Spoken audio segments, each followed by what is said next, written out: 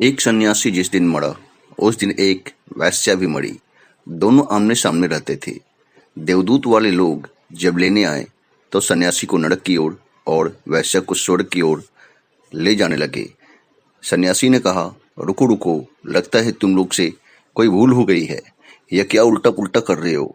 सन्यासी को नरक की तरफ और वेश्या को स्वर्ग की तरफ ले जा रहे हो। क्यों भाई? जरूर आपको ऊपर से संदेश लेने में कोई भूल चूक हो गई है। संसार का इतना बड़ा काम है, भूल चूक हो सकती है। जब यहाँ छोटे मोटे राजा इतनी बड़ी बड़ी भूल कर देते हैं तो पूरे विश्व की व्यवस्था में भूल हो जाना कुछ आश्चर्य की बात नहीं है। इसलिए तुम लोग फिर से पता लगा कर आओ। जरूर मुझे स्वर्ग और इस वेश्या को नरक ही मिला होगा। शक तो देवदूतों को भी हुआ, लेकिन उन्होंने कहा, भूल कभी तो हुई नहीं, लेकिन मामला तो साफ दिखता है कि वेश्या थी और तुम सन्यासी हो। इसे नरक और तुम्हें स्वर्ग ही मिलना चाहिए था, लेकिन भूल हमसे नहीं हुई है। संदेश को हमने साफ साफ सुना था और सन्यासी मानने को तैयार नहीं था, लेकिन फिर से ऊपर से खबर आई, वेश्या को स्वर्ग में ले और सन्यासी को नरक में डाल दो। अगर ज़्यादा ही जिद करे तो उसे समझा देना कि इन कारणों की वजह से उसे नरक में डाला। देवदूत फिर से सन्यासी को नरक की तरफ ले जाने लगे, लेकिन सन्यासी जिद पर अड़ गया। तब देवदूतों को कारण बताना ही पड़ गया कि सन्यासी रहता तो मंदिर में था, लेकिन ध्यान वैश्या पर ही था। भगवान की पूजा तो करता था, आरती भी उतारता था, लेकिन मन में प्रतिमा वैश्या की ही होती थी। और जब वैश्या के घर में रात राग रंग बजता, बाजे बजते, नाच गाने होते, हंसी के ठहाके लगते, नशे में धुन लोग जब मजे करते, तब उसको ऐसा लगता था कि जैसे कि मैं अपना जीवन व्यर्थ गवाया। आनंद जब वहाँ है तो मैं यहाँ क्या कर रहा हूँ? इस निर्जन में बैठा हूँ, इस खाली मंदिर में, इस पत्थर के मूर्त के सामने। पता नहीं भगवान है कि नहीं। उसे हमेशा यही सब मन में आते रहता और रात जागता और करवटें बदलता। हर रात वैश्या के प्रति मन में अश्लील विचारों को सपने में देखता, जबकि वैश्या की सोच ठीक इसके विपरीत थी। वैश्या तो वैसे लोगों को रिझाती थी, नाचती थी, पर मन सदा उसका मंदिर के प्रति आकर्षित रहता था। जब जब मंदिर की घंटियां बजती, तब तब उसे लगता कि कब उसका भाग्य उदय हो और वो भी मंदिर में प्रवेश कर सके। पर वो सोचती कि मैं तो अभागन, मैंने तो अपना पूरा जीवन इस गंदगी में बिता दिया। अगले जन्म में ही परमात्मा भले मुझे मंदिर की पुजारी मत बनाना, लेकिन मुझे मंदिर की सीढ़ियों के धूल भी बना देना तो चलेगा। मैं उनके पैरों के नीचे पड़ी रहूंगी। जो पूजा करने आते हैं उतना ही बहुत है मेरे लिए।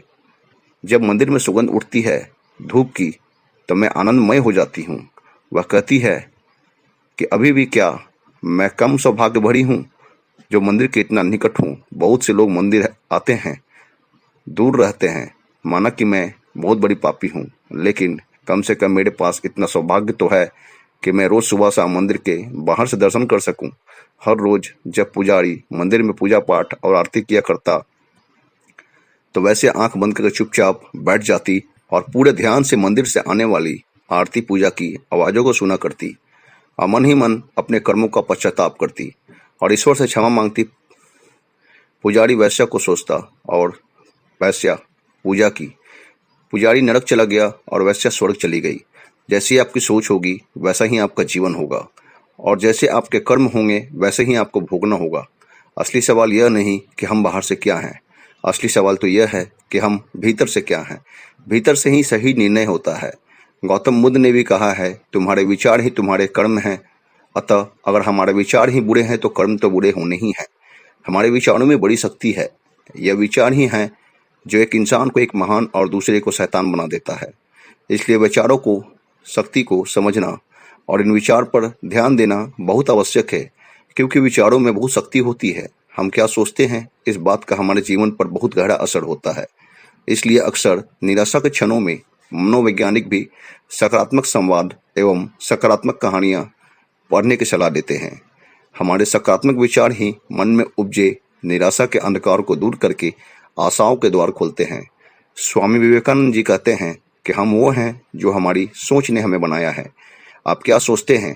क्योंकि शब्द गौण हैं, किंतु विचार दूर तक यात्रा करते हैं। यह हमारे जीवन के अब तक के चिंतन और समस्त विचारों का प्रतिफल होता है। हम विचारों द्वारा ही उन्नति कर जीवन के उच्चतम लक्ष्य प्राप्त कर सकते हैं। दोस्तों, मनुष्य क्रियाशील रहता है। उसके कर्म उसकी भावनाओं के साथ विचार की शक्ति का गहरा संबंध है। मन एक कार्यशाला है जिसमें न केवल चिंतन होता है बल्कि विचारों का उदय भी होता है। विचारों की शुद्धता और उच्च रिश्ता के लिए मन का सूत्र और पवित्र होना बहुत ही आवश्यक है।